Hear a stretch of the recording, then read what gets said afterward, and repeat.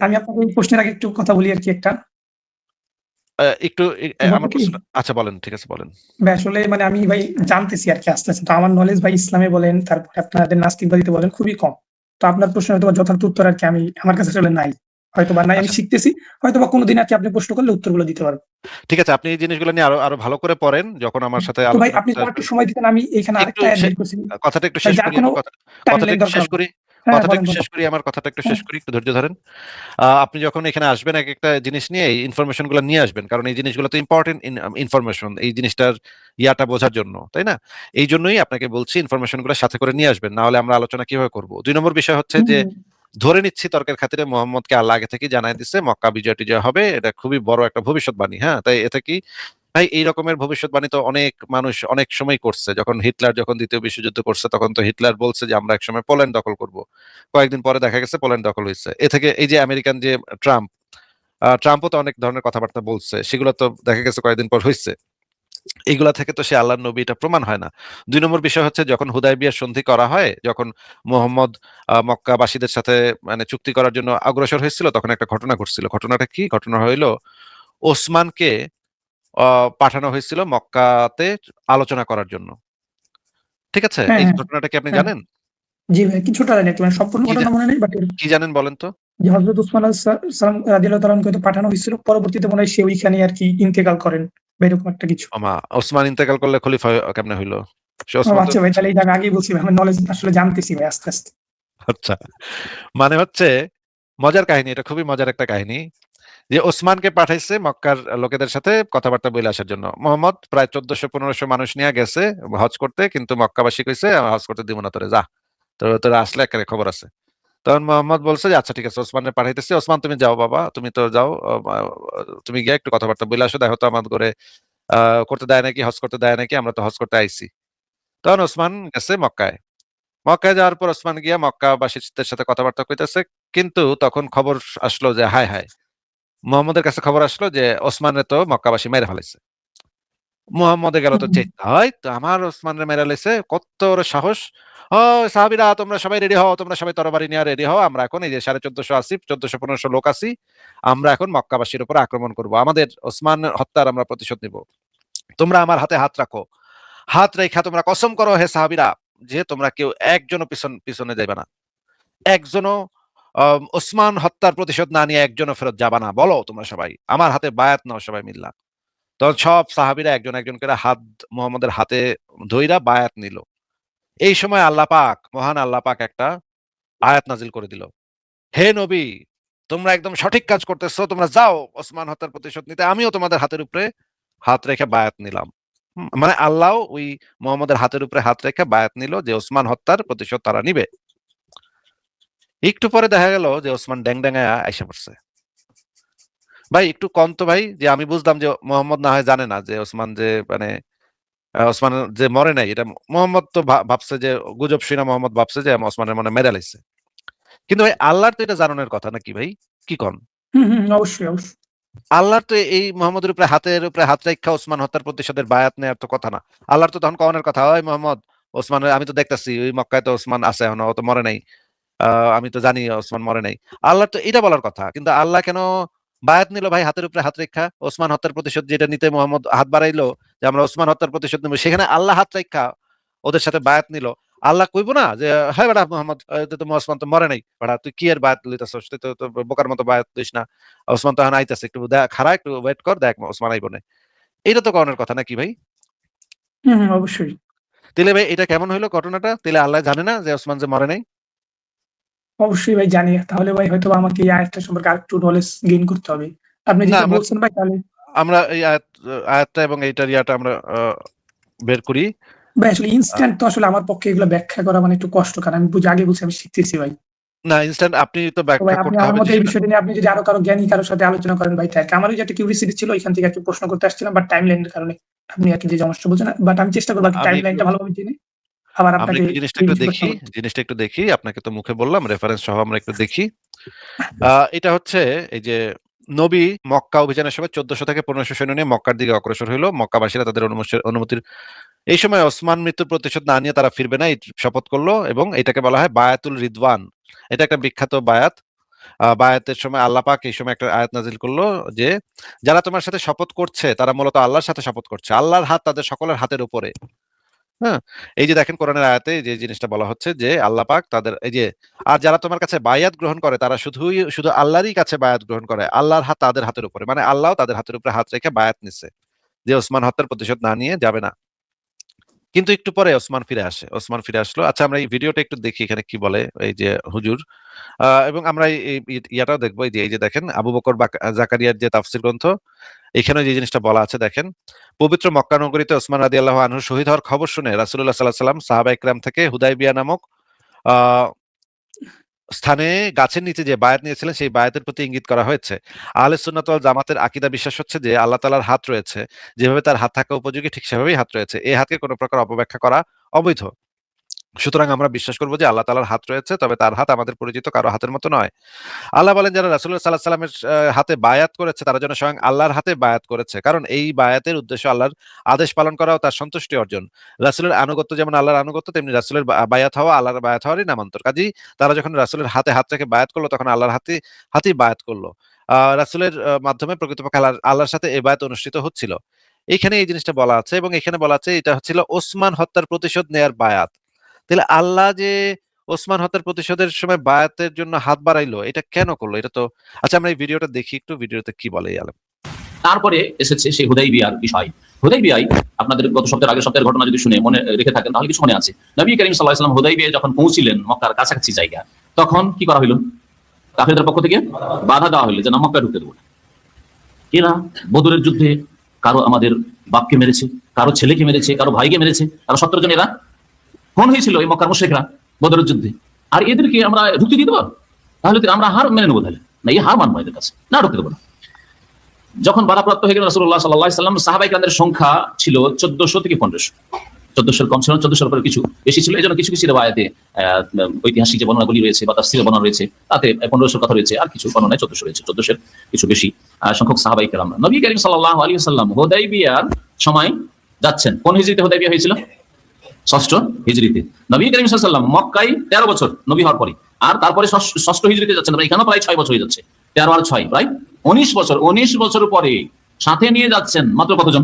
1400 বা 1500 সাহাবাইকা। নবী করিম সাল্লাল্লাহু আলাইহি ওয়াসাল্লাম তাদেরকে সাথে নিয়ে গেছিলেন। সেখান থেকে যখন বাধাপ্রাপ্ত হয়ে গেলেন তখন প্রতিনিধি হিসেবে পাঠিয়েছিলেন মক্কার কাফেরদের কাছে, কুরাইশদের কাছে কথা বলার জন্য। কাকে? ওসমান রাদিয়াল্লাহু তাআলা আনহু, নবী করিম সাল্লাল্লাহু আলাইহি ওয়াসাল্লামের জামাই, পরপর 2 মেয়ের জামাই। তিনি গিয়ে যখন কথা বলতে লাগলেন তাকে তারা কি করেছিল? বন্দী করে দিয়েছিল, বন্দী করে রেখে দিয়েছিল। যখন বন্দী করে রেখে দিয়েছিল খবর আসলো যে না, উসমানকে হত্যা করে দেওয়া হয়েছে রাদিয়াল্লাহু। এই হত্যার খবর যখন রাসূলুল্লাহ সাল্লাল্লাহু আলাইহি ওয়াসাল্লাম শুনলেন তখন সাহাবায়ে কেরামদেরকে বললেন, যদি উসমানকে হত্যা করে দেওয়া হয় তাহলে আমাদের এর প্রতিশোধ অবশ্যই নিতে হবে, জিহাদ অবশ্যই করতে হবে। এর জন্য তোমরা শপথ করো, বায়াত করো, যার নাম হচ্ছে বায়াত। তাহলে এই বায়াত ছিল কিসের বায়াত? জিহাদের বায়াত। বায়াত কিসের ছিল? জিহাদের বায়াত। ইসলামে আল্লাহর রাস্তায় জিহাদের বায়াত রয়েছে। ইসলামে ইসলাম কবুল করার বায়াত রয়েছে। কেউ যদি প্রথম ইসলাম কবুল করে, হাতে হাত দিয়ে বায়াত করে শপথ করবে যে আমি ইসলামের উপর অটল থাকবো, ইসলামের বিধিবিধান মেনে চলবে, হচ্ছে তৃতীয় বায়াত। তৃতীয় বায়াত ইসলামে আছে, কে বলতে পারেন? খেলাফতের বায়াত রয়েছে। যে কোনো যুগে এই বায়াত হতে পারে। মুসলিম সরকার ইসলামী আইনের বাস্তবায়নের জন্য যদি দেশবাসীকে বলে যে আমরা মুসলিম শাসক ইসলামী আইন বাস্তবায়ন করবে, তাহলে দেশবাসীর উপর ফরজ যে তাদের হাতে বায়াত করবে, বিশেষ করে তাদের বিশিষ্ট ব্যক্তিরা। আর যারা সাধারণ ব্যক্তি তারা বিশিষ্ট ব্যক্তিদের অনুসরণ করবে। সবাইকে গিয়ে হাতে হাত দিয়ে বায়াত করতে হবে এটা জরুরি নয়, কিন্তু গণ্যমান্য ব্যক্তিরা, গ্রামের দায়িত্বশীল, গ্রামের একজন ইমাম, গ্রামের একজন আলেম যদি সরকারের সাথে বায়াত করে যে আমরা সরকারের আনুগত্য করব, এই ওয়াদা করছি, আর আপনারা ইসলামের বাস্তবায়ন করবেন, এই বায়াত ইসলামে আছে। যেমন খোলাফায়ে রাশিদিনদের সাথে সাহাবায়ে কেরামগণ বায়াত করেছেন। তারপরে যুগে যুগে খলিফাদের সাথে যখন নতুন নতুন খলিফা হয়েছেন, একজন খলিফা ইন্তেকালের পরে বা সরে যাওয়ার পরে যখন নতুন খলিফা হয়েছেন কেউ, তখন তাদের সাথে দেশবাসীরা মুসলিমরা বায়াত করেছেন। তাহলে বায়াত মনে রাখেন ইসলামে এই 3 প্রকারের বায়াত আছে। এর ছাড়া চতুর্থ কোনো বায়াত আমার ইসলামে জানা নেই। এর ছাড়া চতুর্থ কোনো বায়াত ইসলামে জানা নেই। চতুর্থ বিদাতি বায়াত হচ্ছে পীর মুরিদের বায়াত। ইসলামের কোন স্থান নেই। কোন পীর কোন দেশে শাসন করেছে বলেন? কোন পীর, একজন কোন পীরের নাম দেন যেসব লোকগুলোকে পীর বলা হচ্ছে, কোন দেশে শাসন করেছে? তাহলে এই বায়াত আসলে কোথেকে? বা তাদের যেসব লোকরা মুরিদ আসছে তারা কি ইসলাম কবুল করতে এসেছে? না, তারা অলরেডি মুসলিম। বায়াত এই 3 যে কোরআনী বায়াত রয়েছে, রাসূলুল্লাহ সাল্লাল্লাহু আলাইহি ওয়াসাল্লাম হাদিসের বায়াত রয়েছে, এই বায়াতের কোনো বায়াতে পড়ে না। এই বায়াত হচ্ছে বিদাতি বায়াত। কেউ এমন কোন আমল করে কর্ম করে যা আমার আদর্শ মোতাবেক না, তা হচ্ছে সবগুলি বিদাতি বায়াত। আল্লাহ পাক রব্বুল আলামিন এই বায়াতের কথা আয়াতে উল্লেখ করেছেন, যে বায়াত নবী করিম সাল্লাল্লাহু আলাইহি ওয়াসাল্লাম নেওয়া শুরু করলেন এই 1400 বা তারও বেশি সাহাবায়ে কেরাম থেকে, যে উসমান রাদিয়াল্লাহু তাআলা আনহুকে শহীদ করে দেওয়া হয়েছে। সুতরাং এর প্রতিশোধ নিতে হবে। জিহাদ ফি সাবিলিল্লাহ আমরা করব, এখন জিহাদ করব মক্কার কুরাইশদের বিরুদ্ধে, বায়াত করো তোমরা। আল্লাহ পাক তাদের সম্পর্কে ইরশাদ করেছেন ইন্নাল্লাযীনা ইউবাইউনাকা, নিশ্চয়ই হে নবী মুহাম্মদ সাল্লাল্লাহু আলাইহি ওয়াসাল্লাম যারা তোমার সাথে বায়াত করে, শপথ করে, ইন্নামা ইউবাইউনাল্লাহ, তারা শুধু তোমার সাথে বায়াত করে না, সত্যিকার অর্থে তারা আল্লাহ পাকের সাথে কি করে? বায়াত করে। যারা আল্লাহ রাসূলের সাথে বায়াত করে তারা কার সাথে বায়াত করে? আল্লাহর সাথে বায়াত করে। এই কথাটি তেমনই যেমন আল্লাহ পাক অন্য আয়াতে বলেছেন মান ইউতির রাসূলা ফাকাদ আতা আল্লাহ, যে রাসূলের আনুগত্য করলো, রাসূলকে মানলো, সে আল্লাহকেই মানলো, আল্লাহরই আনুগত্য করলো। রাসূলুল্লাহ সাল্লাল্লাহু আলাইহি ওয়াসাল্লামকে আল্লাহ পাক এই শ্রেষ্ঠত্ব দান করেছেন, রাসূলুল্লাহ সাল্লাল্লাহু আলাইহি ওয়াসাল্লামকে আল্লাহ পাক এই মর্যাদা দান করেছেন যে রাসূলকে মানলে আল্লাহকে মানা হয়, রাসূলের হাতে বায়াত করলে আল্লাহ পাকের সাথে বায়াত করা হয়, রাসূলকে কোনো ওয়াদা দিলে, প্রতিশ্রুতি দিলে আল্লাহকে ওয়াদা দেওয়া হয়, আল্লাহর সাথে প্রতিশ্রুতি করা হয়। সুতরাং রাসূলের সাথে ওয়াদা করে কেউ যদি ওয়াদা ভঙ্গ করে, বায়াত ভঙ্গ করে, তাহলে সে আল্লাহর সাথে ওয়াদা ভঙ্গ করলো। আল্লাহ পাক ইরশাদ করেছেন যে এই যে বায়াত, এই বায়াতের কথা আরেকটা আয়াতও আসছে পরে। আল্লাহ পাক বলছেন যে তোমার সাথে যারা বায়াত করলো, এই 1400 বা তারও বেশি সাহাবায়ে কিরামগণ, ইন্নামা ইউবাইউনাল্লাহ, নিঃসন্দেহে এরা আল্লাহ পাকের সাথে বায়াত করেছে, শপথ করেছে। ইয়াদুল্লাহি ফাওকা আইদিহিম, সুতরাং আল্লাহ পাকে মনে রাখবে, আল্লাহ পাকের হাত তাদের হাতের উপর রয়েছে, আল্লাহ পাকের হাত তাদের হাতের উপর রয়েছে। প্রথম কথা আয়াত দিয়ে জানা গেল আল্লাহ পাকের হাত আছে। তারপরে আল্লাহ পাকের হাত কেমন ভাবে রয়েছে সেটা আচ্ছা, আপনি দেখতে পাইলেন যে এখানে যে জিনিসটা পুরো ঘটনাটা বললো যে এই ইয়াটা কনটেক্সটটা কি। ভাই নলেজ ভাই, আহ, আপনি একটু আমাদেরকে আপনার কাছে কি মনে হইলো এই পুরা ঘটনাটা শুনে? আপনার কাছে কি মনে হইলো? জি এটা ভাই, কি আপনি আল্লাহ যদি পাকের একটু কষ্ট করে ভাই যে বাকি 2 মিনিট আর কি যদি ছাড়তেন, তাহলে কি পুরোটা শুনে আর কি বুঝতে পারতাম আর কি। বাকি 2 মিনিট যদি একটু ছাড়তেন, বাকি 2 মানে বাকি মিনিট যে 2 মিনিট ছিল। বাকি হ্যাঁ, তো আচ্ছা, ঠিক আছে, শুনেন। আচ্ছা, একটু কষ্ট করে ছাড়েন। আমাদের জানা নেই। তবে আমরা আমাদের ভাষায় জানি যে কোনো বড় নেতা যদি তার প্রতিনিধি কোনো এলাকায় কোনো কাজ করছে, ঠিক আছে তোমরা কাজ করো, আমার হাত তোমাদের হাতের সাথে, আমি তোমাদের হাতে হাত দিয়ে কাজ করছি, বলে না? কোথায় হাতে হাত দিয়ে? ও ঢাকাতে বসে আছে, 700-800 কিলোমিটার দূরে কোথাও কাজ হচ্ছে, তোমাদের হাতে হাত দিয়ে আমি কাজ করছি, তোমরা কাজ করো, বলে না? এইরকম ভাষা আমাদের ভাষাতে ব্যবহার হয়। আরবি অলঙ্কারে এইরকমই আল্লাহ পাক উল্লেখ করেছেন যে যারা রাসূলুল্লাহ সাল্লাল্লাহু আলাইহি ওয়াসাল্লাম বায়াত করলো, আল্লাহর সাথে বায়াত করলো, আল্লাহ পাকের হাত তাদের হাতের উপর, আল্লাহ পাকের সাহায্য, আল্লাহ পাকের সমর্থন, আল্লাহ পাক রব্বুল আলামিনের তৌফিক তাদের সাথে শামিল রয়েছে। মনে রাখবে এই বায়াত এত গুরুত্বপূর্ণ যে ফামান নাকাসা ফাইন্নামা ইয়ানকুসু আলা নাফসি, সুতরাং এই বায়াত যদি কেউ ভঙ্গ করে, নাকাসা ইয়ানকুসু মানে চুক্তি ভঙ্গ করে দেওয়া, শপথ করে বায়াত বিপরীত কাজ করা। জিহাদ ফি সাবিলিল্লাহর ক্ষেত্রে হুদাইবিয়ার যে বায়াতে রিজওয়ান, এই বায়াতের নাম হচ্ছে বায়াতে রিজওয়ান, মনে রাখবেন আগের আয়াত আসছে। আল্লাহ পাক এই বায়াতের উপর যেহেতু তার সন্তুষ্টির কথা ঘোষণা করেছেন, রাজি হওয়ার কথা ঘোষণা করেছেন, এই জন্য এই বায়াতের নাম হচ্ছে বায়াতে রিজওয়ান। তো আল্লাহ পাক বলছেন যে সুতরাং কেউ যদি এই বায়াতকে ভঙ্গ করে, ফামান নাকাসা ফাইন্নামা ইয়ানকুসু আলা নাফসি, তাহলে সেই ব্যক্তি এই বায়াত ভঙ্গের কুপ্রভাব নিজের উপরই নিয়ে আসবে, অর্থাৎ এর শাস্তি, হ্যাঁ ভাই, বুঝতে পারছি পুরোটা। এর ক্ষতি অন্য।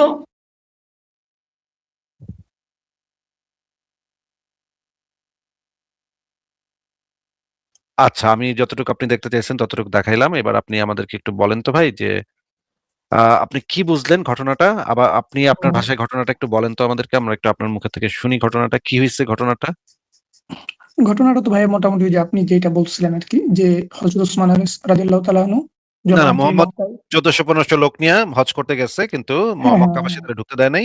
ঢুকতে তারপরে দেয়। মোহাম্মদ তার জামাতা এবং হ্যাঁ, প্রখ্যাত হযরত সাহাবী ওসমান রাদিয়াল্লাহু ওসমানকে তাআলা পাঠাইছে। আনহুকে হ্যাঁ পাঠাইছে। তখন খবর আসছে যে ওসমানের মেরে লাইছে নাকি। হুম হুম হুম। তারপরে ওইদিকে মোহাম্মদ এটা শুনে চেইত্তা সে বায়াত করতেছে সবাইরে, যাই তোমরা এখন জিহাদ করবো, আমরা মক্কাবাসীর সাথে জিহাদ করবো, চলো আসো, সবাই চলে আসো। তখন সবাই চলে আসছে, সবাই তরবারি নিয়ে প্রস্তুত জিহাদ করতে যাচ্ছে। তখন মোহাম্মদ মানে ওই যে গাছের নিচে দাঁড়ায় বায়াত করাইলো, সবাইরে করাইতেছে। এই সময় আল্লাহ পাক আয়াত নাজিল করে দিচ্ছে যে এই যে তোমরা যে এই যে বায়াত করতেছে, আল্লাহর হাতও কিন্তু এখানে আছে, এই বায়াত থেকে কিন্তু কেউ পিছপা হইতে পারবে না, তোমাদের কিন্তু একেবারে পিছপা হন যাইবো না। হ্যাঁ, খবরদার, এই বায়াত থেকে কেউ কিন্তু পিছপা হইবে না। হ্যাঁ সাহাবীরা, তোমরা কিন্তু এই বায়াত থেকে যদি পিছপা হও তাহলে কিন্তু খবর আছে, কিন্তু আমি কিন্তু আল্লাহ, আমিও কিন্তু এইখানে হাত রাখছি। তোমরা কিন্তু আমার হাতের উপরে হাত রেখেই বা প্রতিজ্ঞা করছো যে ওসমান হত্যার প্রতিশোধ নিবই আমরা সবাই, নাকি ভাই? হুম হুম হুম। তো একটু পরে ওসমান ড্যাং ড্যাং ড্যাং ড্যাং করে হাইটা চলে আসলো। ওমা, আয় হায়, কয় কি? এটা কেমন কথা ভাই? আল্লাহ বায়াত নিয়ে এনে ফেলাইছে, এখন ওসমান ড্যাং ড্যাং আয় পড়ছে, এটা ভাই কেমন কথা ভাই? এটা তো পুরা মানিজ্জত মারা কথা। আল্লাহর তো পুরা মানিজ্জত মারা এখানে। মানে এটা কেমনে কি? আল্লাহ কি জানতো না যে ওসমানের মারে নাই, নাকি আল্লাহ তখন মানে খবর পায় নাই? কি ঘটনাটা কি ঘটছে না একটু ভাই, কোন তো ভাই। অবশ্যই ভাই পেয়েছি। এখানে হয়তো ওই যে হুজুর যিনি, তিনি একটু হয়তো বুঝাতে চাইছিল যে নেতারা যেমন আগে থেকে বলে যে না, আমরা ওগুলা তোমাদের সাথে আছি। ওগুলা আমরা মানে ইয়া করলাম, ওগুলা হুজুরে কি কইছে সেটা তো এখানে আসলে খুব বেশি ইম্পর্টেন্ট না, না আমি তো ভাই, রেফারেন্স। হুজুরের কথার সাপেক্ষে মনে করেন আমি আর কি বললাম, তো এরকম আর কি তো অনেক সময় হয় তো আমার মনে হচ্ছে কিছুটা এটা আমি যদি পুরো তাফসীর যদি এটা পড়ি, আপনি যেহেতু বলছেন আমি ইনশাআল্লাহ অন্য কোনোদিন লাইভে যুক্ত হব। তাফসীর আমি আপনাকে বের করে দেখাবো, অসুবিধা। তাফসীরে তো ইনফ্যাক্ট আমি আপনাকে তাফসীর আবু বকর জাকারিয়ার তাফসীরটা বের করে দেখাইছি যে আল্লাহর হাত তাদের হাতের উপরে, আল্লাহ হাত রাইখা কোরআনের আয়াতে বলা আছে এবং তাফসীরে বলা আছে আল্লাহ পাক হ্যাঁ অবশ্যই। তার হাত এখানে রাইখা ওই বায়াতে রিজওয়ান, যে বায়াতটা ছিল ওসমান হত্যার প্রতিশোধ দিতে আমরা এখন জিহাদ করব, এইটার উপরে আল্লাহ হাত রাইখা ফেলাইছে। আচ্ছা ভাই, আল্লাহর তো জানার কথা যে ওসমান মরে নাই, তাহলে আল্লাহ পাক কেন এখানে হাত রাখবে? অবশ্যই। তাহলে আপনি তাহলে ভাই এখন এই জিনিসটা আমাদেরকে একটা প্রপার অ্যান্সার দেন যে এটা কিভাবে সম্ভব। তাহলে কি আল্লাহ জানতো না যে ওসমান মরছে নাকি মরে নাই? আল্লাহ কি কনফিউজ ছিল? এখন ভাই একজন মুসলিম হিসেবে অবশ্যই আল্লাহ তাআলার উপর আমার দৃঢ় বিশ্বাস আছে। এখন কথা হলো যে এইখানে আমি আগেই বলছি যে আমার একটু সীমা জ্ঞান কম। তো ভাই এই সীমা জন্যই জ্ঞান আমি কম একটু দেখেই তো আপনাকে আমি সমস্ত রেফারেন্স বের করে এই দেখাইলাম জন্য এবং আমি এটা নিয়ে আমি একটু ওয়াজটাও পড়াশোনা শুনাইলাম, করবো আর কি। হুজুরের আপনি বক্তব্য যে শুনাইলাম। এখন তো আর আপনার ভাই কোনো কিছু বুঝছেন। জানার বাকি নাই এখানে। এই বিষয়ে তো কোনো কিছু জানার আর কোনো কিছু বাকি নাই। আমি আপনাকে তাফসীর বই থেকে দেখাইলাম, তো ভাই হুজুরের ওয়াজ থেকে আপনি দেখাইলাম, দেখাইছেন। কোরআনের আয়াত থেকে দেখাইলাম। হ্যাঁ ভাই অবশ্যই আপনি দেখেছেন আমি আরো কারো ইয়াটা দেখি। পরে অবশ্যই আরো কোনো একদিন লাইভে এসে আমি যুক্ত হয়ে এই বিষয় নিয়ে কথা বলবো। আমি আপনার এই যে আয়াতটা নোট করে রাখছি আর কি। তো আমি এটা নিয়ে আরটু কারো বা ইসলামের কোনো স্কলারস কি বলে সেটা নিয়ে আমি একটু শুনি। আমি আরে একটু ভাই, দেখি আমি পরে তো আপনি যেটা ইসলামের বলছেন স্কলারটা এই জন্য দেখাও দিলাম। আপনি 2 মিনিট আরো এক্সট্রা দেখতে চাইলেন, আমি 2 মিনিট ভাই এক্সট্রাও দেখাইলাম উনি তো আপনাকে। শুধু আপনি তো দেখাইছেন অবশ্যই। উনি তো শুধু একা না, আমি আরো কারোটা দেখি। আমি তো ডিরেক্ট আর কিছু বলতে পারবো না। দেখি অবশ্যই আপনি বলছেন ভাই আপনার যুক্তিটাকে আমি এক সাইডে রাখবো। আপনার আচ্ছা, যুক্তিটা তো আপনাকে দিতেছি। আপনাকে আমি যতটুকু বুঝাইলাম, যতটুকু দেখাইলাম, আচ্ছা এইটার ভাই সাপেক্ষে এইটার সাপেক্ষে হ্যাঁ, আপনার মতামত কি সেটা বলেন তাহলে। এইটার সাপেক্ষে যদি আমি মতামতটা দিই, আপনি যতটুকু দেখাইছেন ওইটার সাপেক্ষে, তাহলে আমার মনে হয় যে এইখানে হয়তোবা আয়াতটা মানে যে মহানবী সাল্লাল্লাহু আলাইহি ওয়াসাল্লাম আসলে যতটুকু আর কি বলছেন ওইটুকুই হয়তোবা আল্লাহ তাআলা ব্যাখ্যা করছেন আর কি। মানে তিনি যতটুকু বলছেন ওইটুকুই ব্যাখ্যা করছেন, এরকম একটা কিছু আর কি। মানে বুঝলাম না, একটু বুঝাই বলেন। মোহাম্মদ মানে যতটুকু বলছে আল্লাহ ততটুকু ব্যাখ্যা হ্যাঁ, করছে। মানে আল্লাহ হইলো হ্যাঁ। মুহাম্মদের ব্যাখ্যাকারক নাকি? না কিছুটা এরকম না। হয়তোবা আসলে ভাই যে আমি ওইটাই বলতেছি যে আমার আসলে পুরা জিনিসটা না বুঝে ভাই আসলে আমি পুরা কিভাবে জিনিসটা কি তো বলবো? পুরা জিনিসটা তো আপনাকে আমি এই মুহূর্তে জানতে চাচ্ছি না। জানতে চাচ্ছি যতটুকু দেখাইলাম, যতটুকু আমি দেখাইলাম আপনার ব্যাখ্যা ততটুকুর উপর। অনুসারে আপনার ব্যাখ্যা অনুসারে আমার ব্যাখ্যা না, আমার ব্যাখ্যা না। ওই যে ওইখানের ব্যাখ্যা আশ্চর্য ওইখানের ভাই, তাফসীর মুমিনদের অনুযায়ী। সাথে কথা বলাটাই তো ভাই মুশকিল ভাই। আচ্ছা ভাই আমি মুমিনদের আরেকটা সাথে জিনিস কথা, বলতে চাই যে ভাই এই যে কথার ভাই আপনি মাঝখানে কথা বলেন না, কথার মাঝখানে কথা বলেন না। দেখেন, হুম, মুমিনদের সাথে কথা বলাটাই মুশকিল। আমি তো আমার বক্তব্য কি এখানে দিচ্ছি আমি কোন জায়গায়? আমি তো না ঠিক বলছেন প্রত্যেকটা জিনিস তো আমি রেফারেন্স থেকে দেখাইলাম এবং ওয়াজ থেকে হুজুরের যে বক্তব্য সেখান থেকে শুনাইলাম, তাফসীর গ্রন্থ থেকে দেখাইলাম, কোরআনের আয়াত থেকে দেখাইলাম, এরপরে বলতেছে আমার ব্যাখ্যা। আমি তো কোনো ব্যাখ্যা করিই নাই এখানে। আমাদের সাথে ফারাজ ভাই যুক্ত হয়েছে। ফারাজ ভাই, আমি ওনার কাছে, ফারাজ ভাই কি অবস্থা ভাই আগে বলেন, কেমন আছেন? আসসালামু আলাইকুম ভাই, ভালো আছি, আশা করি আপনি ভালো আছেন। আসিফ ভাই, হ্যাঁ, ফারাজ ভাই আল্লাহর ভালো বায়াত আছি। একটু দেখতেছি, আল্লাহর বায়াত নিয়ে দেখতেছিলাম, মানে আল্লাহ কি ইচ্ছা পোষণ করতেছিলেন যে ইয়ারা মারছে, আমরা ওরা মেরালাম। মানে একজন পারফেক্ট বিং, সর্বশক্তিমান ঈশ্বর, উনি আশা প্রকাশ করতেছেন, মানে উনি ইচ্ছা প্রকাশ করতেছেন যে এটার বদলা নেওয়া লাগবে নাকি আসিফ ভাই? অবশ্যই এটার বদলা অবশ্যই নেওয়া লাগবে ভাই। বদলা নেওয়া লাগবে। বলেছেন আচ্ছা তো, আচ্ছা আচ্ছা আচ্ছা এত মুখের কথা না, তাই না? এটা তো আপনি যদি এত হেলাফেলা করেন তাহলে কেমন হবে? ওসমানের মেরা ফেলানো ফাইজলামি নাকি? আমরা কি ছাড়ুম নাকি ওরে? কাইটালামো না? কিন্তু সর্বশক্তিমান একটা সত্তা, উনি আশা প্রকাশ করতেছেন আসিফ ভাই, মানে উনি জেনুইন সেন্সে আশা প্রকাশ করতেছেন যেটা উনি বদলা নিবেন। হ্যাঁ, যিনি সর্বশক্তিমান এবং সর্বজ্ঞানী, উনি আশা প্রকাশ করতেছেন আর কি। হ্যাঁ করতেছে। আচ্ছা আচ্ছা আসিফ ভাই, আমার জানা মতে মানে বায়াতটা নেওয়া হয় একজনকে খলিফা মাইনা, হ্যাঁ, এবং খলিফার হাতে হাত রেখা বায়াতটা নেওয়া হয়, মানে একজনকে নেতা মাইনা তার হাতে হাত রেখা তারপর বায়াতটা নেওয়া হয়, তাই না আসিফ ভাই? হুম। আচ্ছা, আল্লাহ যদি এখানে হাত রাখে তাহলে ভাই নেতাটা কে ওই জায়গার? মানে আল্লাহর হাতে তো আর হাত রাখে এই সবাই, রাইট? একজনের হাতে হাত রাখছে, আল্লাহ এটাতে হাত রাখছে, তাহলে নেতাটা কে? আল্লাহ মানে হায়ারার্কি অনুসারে আল্লাহ। বুঝা নেই আসিফ ভাই। বিষয়টা হচ্ছে, ধরেন আমি নেতা, আপনি আমার কাছে আসছেন বায়াত নিতে, আপনি হ্যাঁ, আমার হাতে এবার হাত রাখবেন না? মোহাম্মদ আপনি আমার হাতে হাত রাখবেন না? হ্যাঁ, মোহাম্মদ হলো নেতা এখানে। মোহাম্মদ নেতা, আল্লাহ নেতা মোহাম্মদ, আল্লাহ নেতা মোহাম্মদ, এবং তার হাতে হাত রেখা আল্লাহ ইচ্ছা প্রকাশ করতেছেন যে এটা বদলা দিবেন তিনি। না ফারাজ ভাই, আপনার এই পয়েন্টটা জবাব দেয়া যায়। এখানে আল্লাহ পাক আসলে বুঝাইছে মোহাম্মদের হাতই আসলে আল্লাহর হাত, এটা বুঝাইছে আল্লাহ যে ওই দুইটা হাতে একই, আল্লাহর হাতও যা মোহাম্মদের হাতও তা। এইটা মোহাম্মদ যখন সুচু করতো তখন আল্লাহ সুচু করে দিত মোহাম্মদ রে, মানে নিজের হাতে করতো না। বুঝছিলাম আপনি এদিকে আইবেন, আপনি আইবেন বলার সময় আমি বুঝছিলাম যে আপনি এদিকে যাইবেন ভাই। এই যে নাস্তিকদের নিয়ে আর পারা গেল না। আচ্ছা, মোহাম্মদের যে ইয়ে যেটা ছিল আর কি, আচ্ছা ভাই এটা কি আসলে তার আমি দিছে তাহলে নাকি আল্লাহ? মোটামুটি এটাও হ্যাঁ এটা ভাই। আল্লাহর, এটা আল্লাহর। কিন্তু ফারাজ ভাই আমি এই নলেজ ভাইকে এত সুন্দর করে আচ্ছা, জিনিসটা দেখাইলাম। মোহাম্মদের যে হেরা গুহার মধ্যে আলজুতারা ঢুকে গেছিল ভাই, ওটা কি মোহাম্মদের ছিল না আল্লাহর ছিল? আল্লাহর। কিন্তু ফারাজ ভাই আপনি আমার কথা একটু শুনেন যে আমি যে এই ভাইকে এত সুন্দর করে দেখাইলাম জিনিসগুলা রেফারেন্স সহ এবং ওনাকে একটা প্রশ্ন করলাম, উনি কিছুতেই আমার প্রশ্নের উত্তর দিতে যাচ্ছে না। মানে উনি কেমন যেন পিছলা চলে যেতে চাচ্ছে। আপনার এক্সাক্ট প্রশ্নটা কি আছে ভাই? আমার এক্সাক্ট প্রশ্ন হলো আমি ওনাকে সমস্ত দলিল প্রমাণ দেখাইলাম। দেখানোর পরে আমি ওনাকে জিজ্ঞেস করতেছি যে, "ভাই আল্লাহর তো এটা জানার কথা যে ওসমান মরে নাই। তাহলে আল্লাহ কেন কইলো না যে, ওই মোহাম্মদ তুই তো ভুল শপথ নিতেছস রে, ওকে, তুই তো ভুল এটা তাহলে আপনি একটা প্রপার রেফারেন্স দেখাই দিয়েছেন। আমরা জানি আল্লাহ সর্বজ্ঞানী। আই থিঙ্ক এটার সাথে উনি দ্বিমত করবেন না, নলেজ ভাইয়া। উনি যদি সর্বজ্ঞানী হয়ে থাকেন, উনি এইটা জানার পরও যদি সর্বজ্ঞানী হয়ে থাকে, তাহলে যিনি যে মরে নাই তার মরার বদলা কেন নিতে যাচ্ছিলেন? নলেজ ভাই বলুন দেখি। ভাই এখানে আমি বলছিলাম যে আসলে আমি তো একটু কম জানি বলা চলে। তো এই জিনিসটা ভাই যেহেতু বলছে, ভাইয়ের যুক্তিটা তো আমি দেখছি। অবশ্যই আপনাদের কাজ হলো মানুষের উপর যুক্তি প্রদর্শন করা। তো আমার তো ভাই আরো কিছু যুক্তি দেখতে হবে, তাই না? যেমন একজন ইসলামিক স্কলার এই বিষয়ে কি বলে। তো এইটা দেখে আমি তখন আর কি বলছি যে তাকে হয়তো অন্য কোনো লাইভে আচ্ছা, আমি এসে কি হতে পারে এটা ভাই? বলতে পারবো। আপনি একটু গেস করে বলেন, একজন সর্বশক্তিমান সর্বজ্ঞানী সত্তা। হ্যাঁ, আচ্ছা, আমার এটা অবশ্যই একটু এটা বলেন ভাই, একটু নলেজ ভাই একটু বলেন। আপনার নাম তো নলেজ, যে অল নোয়িং বিং, নলেজ নাম দিয়ে তো আসছেন, হ্যাঁ? অল নোয়িং বিং এর জ্ঞানের বাইরে কি কিছু আছে? মানে যে সব জানে আরকি, এরকম কিছু একটা বলতেছেন? জি, অমনিশিয়ান্ট বিং বা অল নোয়িং বিং বা যিনি সব জানেন, তার জ্ঞানের বাইরে কি কিছু আছে? না, অবশ্যই নাই।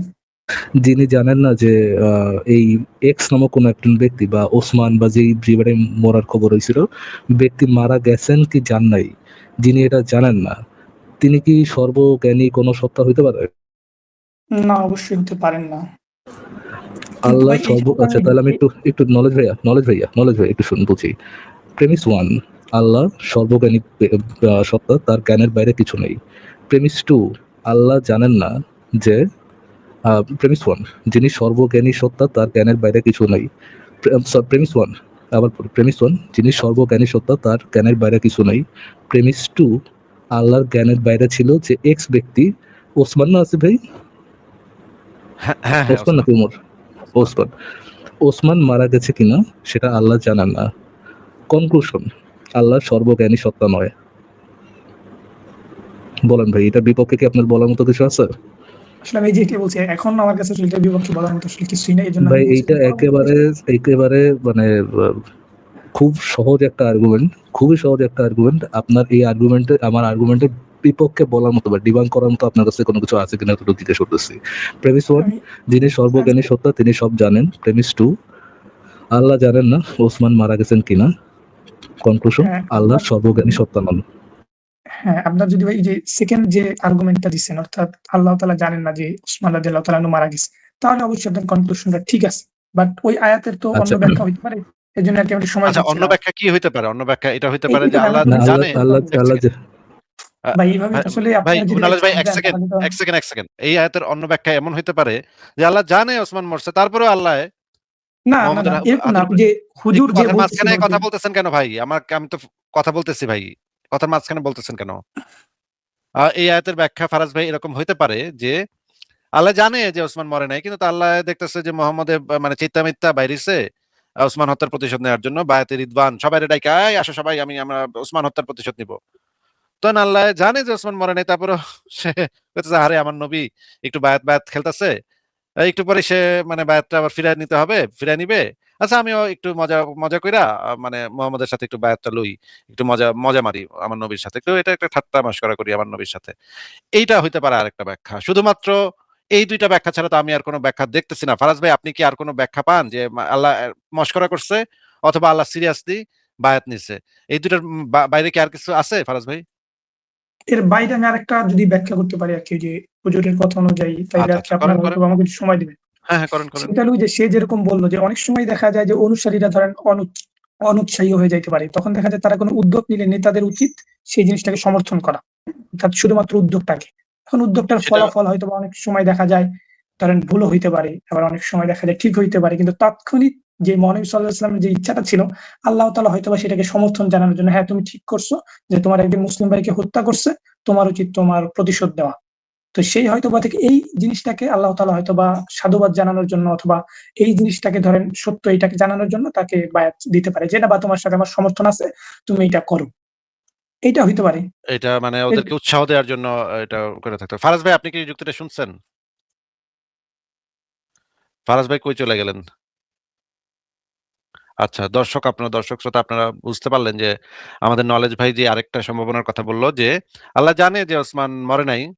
কিন্তু হুম, হুম। আল্লাহ চাইতেছিল যে মানে পোলাপাইন যেন একটু মানে মনে শক্তি পায়। এজন্য মিথ্যা একটা জিনিসের শপথ আচ্ছা নিতেছে আসিফ ভাই, আল্লাহ পাক। আরেকটা কথা তো বলা যায় এখানে। সরি আমি একটু ব্রেক দিয়েছিলাম আসিফ ভাই, একটা ছোট কথা তো বলা যায় এখানে। না, ধরেন ফারাজ ভাই, আপনি তো মাঝখানের কথাটা শুনেন নাই। ইম্পোর্টেন্ট একটা জিনিস চলে গেছে তো। ইম্পোর্টেন্ট একটা জিনিস আপনি মিস করে ফেলাইছেন তো। ফারাজ ভাই, আপনি জি। যে নলেজ ভাই, আপনি আবার একটু বলেন আপনার মানে ইয়াটা আচ্ছা, যেটা বললেন। জিনিসটা আরকি যে এরকম হতে পারে যে মহানবী সাল্লাল্লাহু আলাইহি ওয়াসাল্লাম যে তাৎক্ষণিক যে উদ্যোগটা নিচ্ছে সেটা তো অবশ্যই আপনারা মানে অস্বীকার করতে পারেন না। যে আপনার যদি একজন ভাইকে মেরে ফেলে তখন আপনার তাৎক্ষণিক উচিত সেটার বিরোধিতা করা। আসলে মারে নাই। সেই মোহাম্মদ ভুল কইরা এই হ্যাঁ, এই হ্যাঁ, ইয়াটা হ্যাঁ, শেষ ভুল করছে। হইতেই পারে কারণ মহানবী সাল্লাল্লাহু আলাইহি ওয়াসাল্লাম তো আসলে সর্বজ্ঞানী না। মানুষ মাত্র। মানে তিনি হ্যাঁ, তো সবই জানতেন না। হ্যাঁ, মহানবী হ্যাঁ। সাল্লাল্লাহু আলাইহি ওয়াসাল্লাম অনেক কিছুই জানতেন না। এরকম অনেক কিছুই আছে। তো সেইটা থেকে হয়তোবা সে জানেন না যে তার ভাই মারা গেছে, মারা যায়নি। তো সে মনে করছে মারা গেছে। তো তাৎক্ষণিক সে একটা উদ্যোগ নিচ্ছে কি যে আমরা এটার প্রতিশোধ নেব।